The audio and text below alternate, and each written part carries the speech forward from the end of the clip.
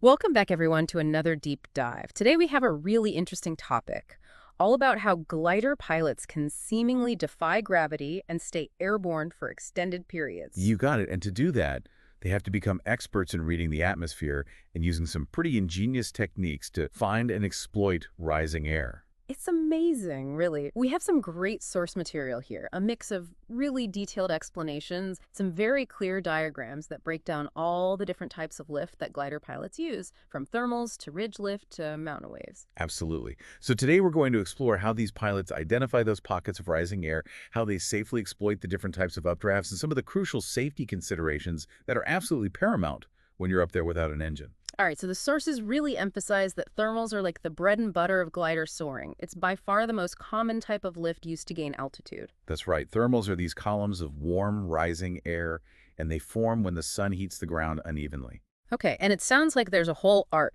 to successfully using thermals with four distinct phases: locating, entering, centering, and then finally exiting a thermal. That's a great way to put it. It's almost like a dance with the atmosphere. Let's start with locating those thermals. Glider pilots are constantly scanning for lift indicators, and one of the most obvious when you have enough moisture in the air is the presence of cumulus clouds, those puffy white clouds we often see on sunny days. Ah, so you're looking for those nice, well-defined cauliflower-shaped clouds. Exactly. And it's important to be able to distinguish between a developing cumulus cloud, which has that sharp, crisp base, that's the one indicating good lift, versus a dissipating Q, which has a more fuzzy, indistinct base and might not offer much upward movement at all. Right, and there's even a helpful figure here, figure 10-1, that visually shows that difference. The developing Q has that nice flat base, while the dissipating one looks more ragged underneath. But it's not just the overall shape. Even the details beneath those cloud bases can give you clues. Apparently, a dark area under a Q can often indicate a deeper, more powerful thermal. That's right. And sometimes you'll even see these wisps or tendrils hanging down from a flat cloud base. Those can be telltale signs of particularly strong lift. Fascinating. But the text also cautions against mistaking those tendrils for something called virga. Right. Virga, as shown in Figure 10.2, is precipitation that actually evaporates before it hits the ground, and it can be a sign that the cumulus cloud is developing into something much bigger and more powerful, maybe even a towering cumulus or a thunderstorm. Yeah, definitely want to avoid those. So you don't want to mistake virga for those nice, friendly wisps that are inviting you in for a ride. Exactly. And another thing to keep in mind is that these cumulus clouds aren't just static formations. They go through a life cycle, forming, maturing, and then dissipating, sometimes quite rapidly. So Wow. you have to be constantly assessing, watching for changes. Like a dynamic puzzle up there, always Uh, evolving. Okay, so you find a good-looking coup. What's next? well, you want to approach it strategically. If you're coming from the downwind side, be prepared for some sink. The text recommends heading for the darkest, most well-defined part of that cloud base and flying directly into the wind at your altitude. Okay, so you're kind of aiming for the heart of the thermal. Right, and if you're approaching from a crosswind direction, you can use your earlier experiences from the day to make an educated guess about where that thermal might be positioned relative to the cloud. So you're building a mental map of where the lift has been. That's clever. Absolutely. Yeah. Experience plays a huge role in successful soaring. And the text also highlights a really important safety point about maintaining minimum distance below clouds, as per the regulations. Right, those are there for a reason. You don't want to accidentally fly into a cloud, and you also need to keep a safe distance from aircraft operating under instrument flight rules. Exactly. And speaking of safety, sometimes you'll see those first little wisps of cumulus forming in an otherwise clear blue sky. Those are often early indicators of a developing thermal, especially if you're flying across a large area of clear sky, a blue hole. Yeah, so it's almost like finding an oasis in the desert. You could say that. And then, of course, you have thermals that don't even produce clouds at all. Those are called blue thermals. So no clouds. How do you even find those? It sounds like pure luck. Well, there are a few clues you can look for. Obviously, if you see another glider circling, that's a pretty good indicator. Yeah. Or birds soaring in circles. Birds are masters at finding lift. And then there's something called a haze dome. A haze dome. What's that? It's kind of like a hazy area that forms when the rising air in a thermal carries dust and other particles up to a certain altitude where it spreads out. If there's enough moisture in the air, it can even happen just before a cumulus cloud becomes visible. That's really cool. The sources also mention house thermals. Yes, those are thermals that tend to form repeatedly in the same locations, often due to specific terrain features or ground cover. Local pilots often know the best house thermal spots. Ah, so local knowledge is key here, like with so many things in aviation. Absolutely. Talking to experienced pilots in the area can be invaluable. But the text also cautions that just because a thermal formed in a particular spot yesterday doesn't guarantee it'll be there today. Right. The atmosphere is constantly changing, so you can't rely on memory alone. Okay, so we've talked about clouds and haze domes, but are there any clues on the ground itself that can help you locate thermals? Definitely. In dry climates, you might actually see dust devils forming. Those are literally small whirlwinds of dust and debris picked up by the rising air of a thermal. And then the angle of the sun striking a hillside matters, as shown in figure 10-3. Right. A sun-facing slope will heat up more quickly than a shaded one. Exactly. And darker ground surfaces like asphalt or tilled soil also absorb more heat and can be good thermal sources. Hills in general are often better than flatlands, especially early in the day, because those low-lying areas can sometimes trap cooler air. So it's all about finding those areas where the air is getting warmed up more efficiently. That's the basic idea. And there are even more subtle ground markers. An open field surrounded by trees might have a little pocket of warmer air. Towns with lots of buildings can generate heat. And even the difference between a harvested field and a wet field can be a clue. Wow, it's like you're reading the landscape itself. You really are. You're looking for any visual cues that might suggest differences in temperature and air movement. And the text also advises avoiding valleys with lots of lakes at higher altitudes. That makes sense. Lakes tend to have a cooling effect on the air above them. So we've covered a lot of visual cues, but wind obviously plays a huge role in how thermals behave, doesn't it? It's absolutely crucial. Wind can both help and hinder your efforts to soar in thermals. Strong wind shear changes in wind speed or direction with altitude can really disrupt a thermal, making it turbulent and even tearing it apart. Strong winds in general can do the same. So sometimes the wind is your enemy. In a way, yes. But moderately strong winds, without too much shear, can actually be beneficial because they can organize thermals into something called cloud streets, which are long lines of cumulus clouds, as you can see in figure 10-4. Ah, so instead of having to hunt for isolated thermals, you can just fly along these streets. Precisely, and that can make cross-country soaring much more efficient. Now, what about using thermals to get into wave lift? That sounds really advanced. It can be, but it's a technique that experienced glider pilots often use to reach really high altitudes. The basic idea is to climb in a thermal that's developing near the base of a cloud and then head upwind. So you're using the thermal as a stepping stone. Exactly. You might encounter some weak lift in the smoother air upwind of the cloud, and then once you get above cloud base, you often find lift associated with a thermal wave. Then you can fly back and forth along those cloud streets we talked about, using this wave lift to gain more altitude. Wow, so it's like chaining together different types of lift. That's a great way to think about it. You're always looking for ways to gain and maintain altitude. Now, if you're searching for thermals in general, the text emphasizes the importance of using a slanted search pattern, especially when the wind is light. Okay, what does that mean exactly? Well, when you're looking for the thermal that produced a cumulus cloud, you generally need to search upwind of the visible cloud. And the distance you need to go upwind depends on the wind speed at your altitude, how strong the thermal is, and how far below cloud base you are. So the lower you are, the farther upwind you need to go. Generally, yes, because that column of rising air will have drifted more with the wind. And you have to remember that wind speed and direction can change a lot as you go up or down, which causes the thermal to tilt downwind, as shown in figure 10-5. Oh, right. So it's not just a straight vertical column, it's more like a leaning tower. Exactly. And you can actually get a rough idea of the wind speed and direction at cloud base by watching how the shadows of the clouds move across the ground. That's pretty clever. So you're really looking at everything, the clouds, the ground, the shadows. It's impressive. You have to develop a keen sense of observation.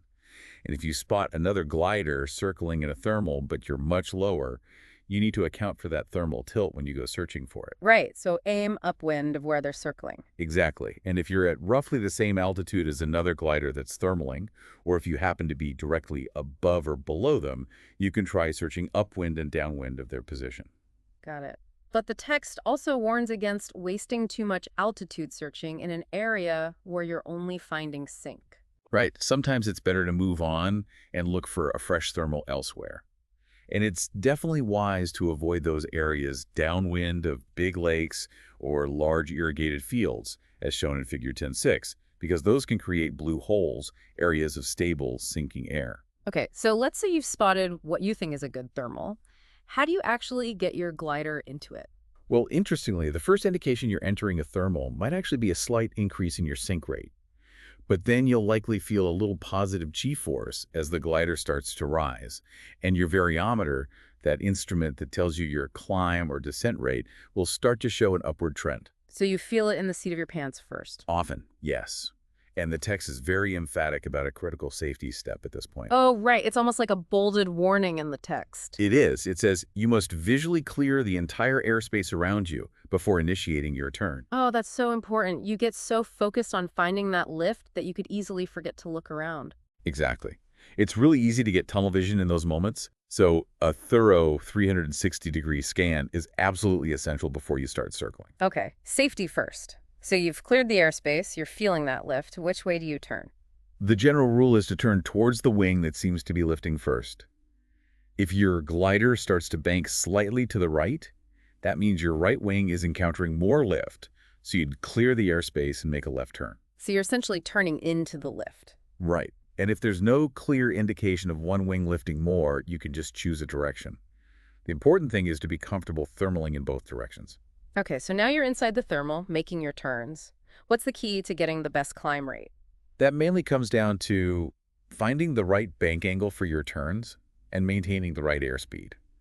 Ideally, you'd fly at your glider's minimum sink speed with a fairly shallow bank angle, but in reality, you often need to adjust those based on the size and strength of the thermal. Why is the bank angle so critical? Well, as your bank angle increases, your rate of sink increases too, especially once you get past 45 degrees. So you might use a slightly steeper bank to stay within a stronger but smaller core of lift, but you have to balance that against the increased sink rate. It's a constant trade-off then. It is. And thermals are often smaller at lower altitudes, so you might find yourself using steeper banks when you're closer to the ground. And the text mentions the importance of being good at steep turns. Absolutely. And when you're making a steep turn, you have to be aware of this tendency for the glider to overbank, meaning it wants to roll into an even steeper bank angle.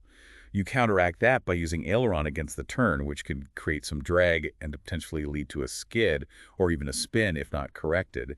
So you have to be smooth on the controls and use a little rudder to coordinate the turn. That all makes sense. So you're circling in the thermal, but the lift isn't always even all the way around. How do you keep the glider centered in the strongest part of the lift? That's the centering phase, and there are a few different techniques pilots use.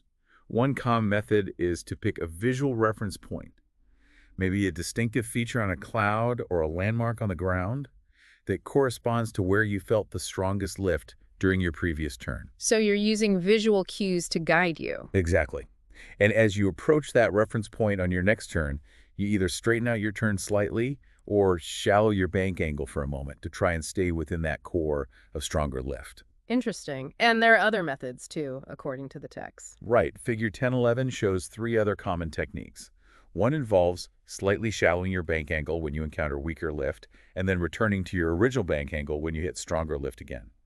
Another is to straighten out or shallow your turn for a few seconds after your variometer indicates the weakest lift from your last turn, taking into account the variometer's lag. And the third technique is to briefly straighten out or shallow your turn whenever you feel a noticeable surge in lift. So it's all about making these small adjustments to fine-tune your position. Exactly. And it's important to remember that thermals can have irregular shapes, sometimes with multiple cores of lift, so you're constantly adjusting. And don't forget to watch other gliders and soaring birds. They can give you clues about where the best lift is. Right, it's like they're showing you the way. Now, sharing a thermal with other gliders obviously brings up the very important issue of collision avoidance. Absolutely. When there are multiple gliders in the same thermal, safety becomes the paramount concern, even if it means slightly sacrificing your climb rate. The first glider to establish a turn effectively sets the direction, and everyone else should follow. Ideally, gliders at the same altitude should try to position themselves on opposite sides of the circle, as shown in Figure 1012. That makes sense. It maximizes separation. And when you're joining a thermal that already has other gliders in it, you want to enter smoothly, without disrupting their established pattern. Don't suddenly pull up to bleed off speed right in the middle of the circle. Do that before you enter. And if you have a radio, announcing your intentions can help. Like, hey everyone, I'm joining the party. Exactly. And remember, different gliders have different performance characteristics, so maintaining that perfect opposite positioning can be tricky. The key is to keep visual contact with everyone else.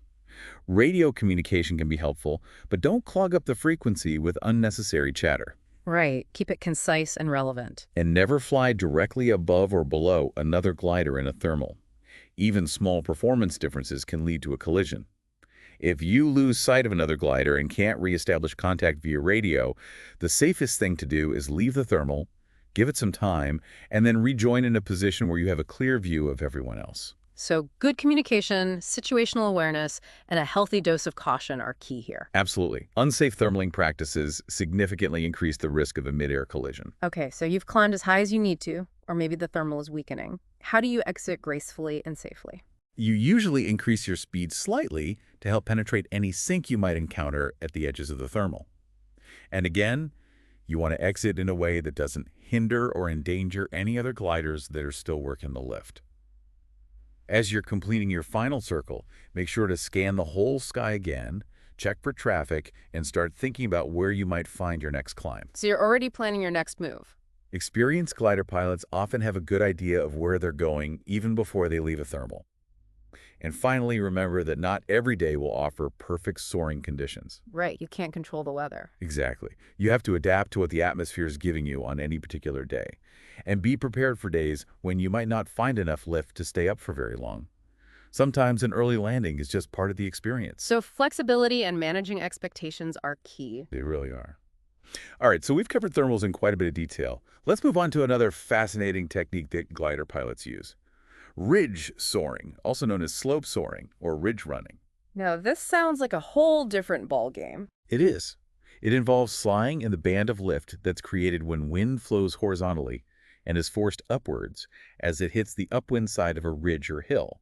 It's a very dynamic form of soaring with its own unique set of hazards and skills required. What are the ideal conditions for ridge soaring? Well, you want surface winds of around 15 to 20 knots, blowing as close to perpendicular to the ridge as possible. You can still get decent lift with winds within about 45 degrees of perpendicular, but below 10 knots, things get tricky, and you really want to avoid flying low over the ridge in those conditions. Figure 1013 shows the typical pattern of wind flow as it interacts with a ridge. So you're basically riding that wave of air that's being deflected upwards. That's the basic idea. The airflow tends to follow the shape of the ridge, but remember, air is a compressible fluid, so you can get localized variations in the flow, like areas of compression, and even turbulent eddies and rotors, especially near sharp changes in the ridge's shape. So the more complex the terrain, the more challenging it is to soar along it. That's a good way to put it.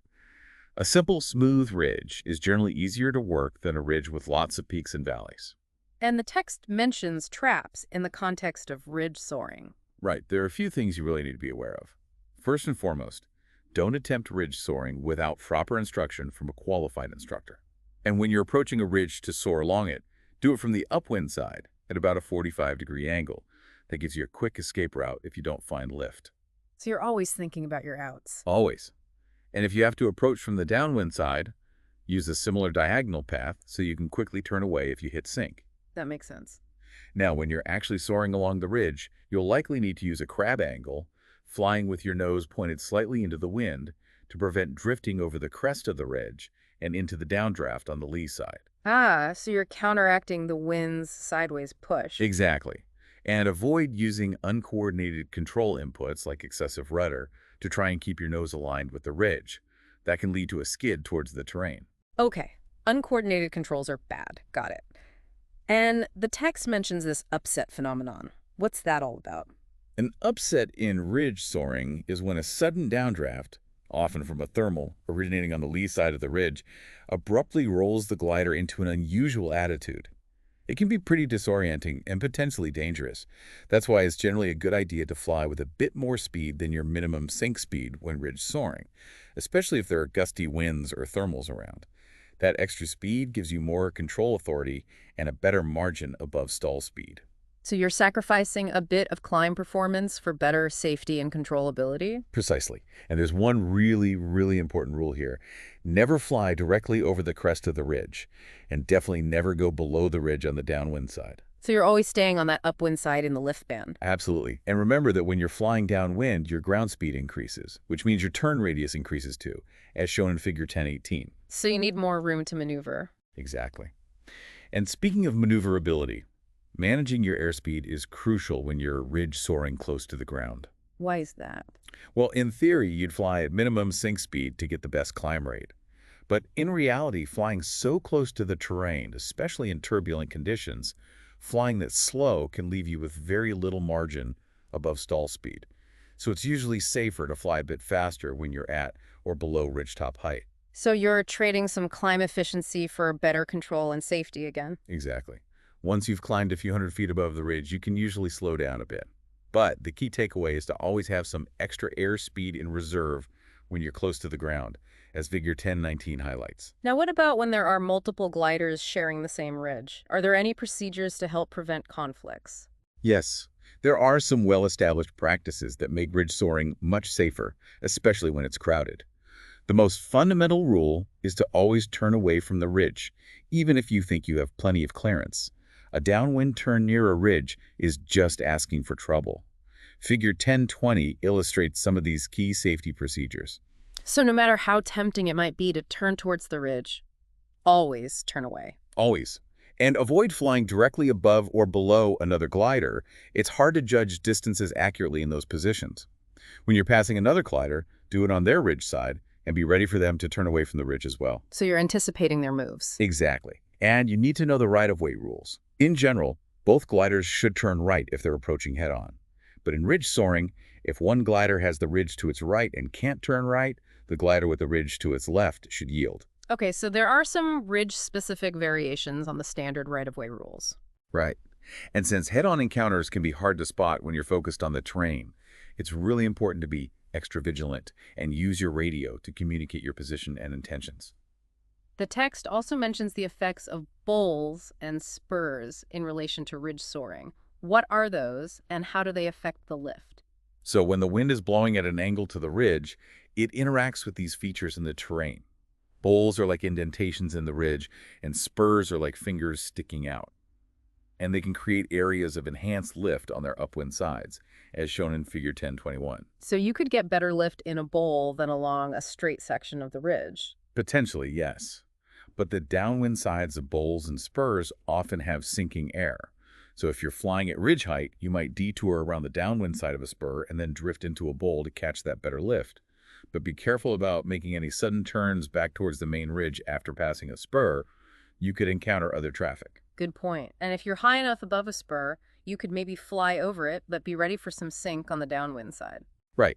It's all about reading the terrain and the wind and planning your flight path accordingly. So what happens when you encounter a thermal while you're ridge soaring? Can those two types of lift work together? They absolutely can. In fact, the presence of slope lift can really save the day if the thermals are weak or spaced far apart. If you fly into a thermal while you're ridge soaring, the classic technique is to make a series of S-turns, always turning into the wind. And the wind will kind of blow you back towards the ridge after each turn. Exactly. And it's super important to never turn towards the ridge itself. A slightly faster airspeed can help you control the glider if you hit any strong sink at the edges of the thermal. And once you climb high enough, you can transition into regular 360-degree thermaling turns. So you're essentially using the thermal to get above the ridge lift and then going from there. Right. And there's another technique where you intentionally head upwind away from the ridge to try and find thermals, especially if there are cumulus clouds forming, as shown in figure 1023. So you're going thermal hunting. Exactly. But if you don't find a thermal within a reasonable distance, you need to cut your losses and head back to the ridge lift before you lose too much altitude. Right. Don't push your luck too far. Now, ridge soaring so close to the ground, I imagine there's a real risk of encountering obstacles. Absolutely. Wires, cables, power lines, even tall trees can all pose hazards. They can be hard to see against the background. So you need to really scout out any ridge you're planning to soar along, both from the air and by studying maps. So pre-flight planning is essential here, even more so than with thermal soaring. Absolutely. And talk to local pilots. They often know about obstacles that aren't marked on charts. Okay, good advice. Any other general tips for ridge soaring? Well, keep an eye out for terrain features that can affect the wind flow. The text talks about collectors and dividers, as illustrated in Figure 1024. Collectors are features like bowls or canyon ends that can concentrate the lift when the wind blows into them. So you could get really strong lift in those spots. You could, but they can also be turbulent, so always have an exit strategy. Dividers are like smaller ridges parallel to the main wind flow that can actually enhance the lift-over collectors downwind of them. And remember that the downwind side of any ridge will produce sink and turbulence, as shown in Figure 1025. So stay away from the backside of the ridge. Absolutely. And assume that the airflow starts going down at the ridge crest itself, as Figure 1026 shows. Stay on the upwind side. Also, deeply shaded areas along a ridge can enhance sinking air, so be mindful of that, especially when the sun is low, as shown in Figure 1027. Drainage areas, like valleys or canyons, can often be good thermal sources. And if you get lucky and encounter cloud streets above the ridge, you can use those for long-distance soaring. That sounds amazing. It can be. But always remember that ridge lift areas can get crowded, so be extra vigilant and use your radio for traffic calls. And as you climb higher, keep in mind that density altitude increases, so you'll need more room to maneuver, as shown in Figure 1028. Okay, we've covered thermals and ridge soaring. Now let's talk about wave soaring, which is often associated with really high altitude flights. Right, and almost all high-altitude glider flights rely on mountain lee waves, as our source material explains. And just to refresh our memories, lee waves are those powerful waves of air that form downwind of mountain ranges, right? Exactly. And they can include both areas of really rough rotor turbulence near the mountains and regions of much smoother but often very strong wave lift farther downwind and higher up, as illustrated in Figure 1029. Soaring in these waves is what allows gliders to stay aloft for hours and travel hundreds of miles. It sounds amazing, but also potentially dangerous. It can be, especially when you're talking about flying at high altitudes. The pre-flight preparation for wave soaring, particularly if you're going above 18,000 feet, is much more involved than for thermal or ridge soaring. You'll likely be operating under special wave window authorizations from air traffic control, often with detailed procedures outlined in letters of agreement. So more regulations to be aware of. Definitely. You need to understand and comply with all those agreements. And even for lower altitude wave flights, a thorough pre-flight is essential. Okay, what are some of the key things to consider when you're preparing for a wave flight? Well, supplemental oxygen is a big one. Above certain altitudes, it's not just a good idea, it's legally required. You need to check your entire oxygen system, know the symptoms of hypoxia, and seriously consider using oxygen even below the regulatory limits, especially on long flights. It's better to be safe than sorry. Absolutely. And then there's the extreme cold at high altitudes. You need proper thermal clothing, gloves, maybe even electric heating for your clothes to stay warm. And I imagine true airspeed becomes a big factor up there. It does. Your gliders never exceed speed, VNE, might actually decrease with altitude because of the thinner air, so you need to check your pilot's operating handbook carefully. And you need to plan for a potentially strong sink on the downwind side of the wave, sometimes as much as 2,000 feet per minute or more. That's a lot of sink. It is. So you need to calculate your minimum safe return altitudes from different points along your route and have contingency plans for worst-case scenarios, including possible off-field landings. And of course, your normal glider pre-flight is still important, with some extra checks added. You want to make sure all your control fittings are properly lubricated to prevent them from freezing, and you need to make sure there's no excess water anywhere in the glider that could freeze and cause problems. So you're basically winterizing the glider in a way. You could say that. You also want to cycle your spoilers or dive brakes during your climb to make sure they don't freeze up. Check your batteries fully charged, and pre-flight your radio and any other accessories you'll be using, like the microphone and your oxygen mask.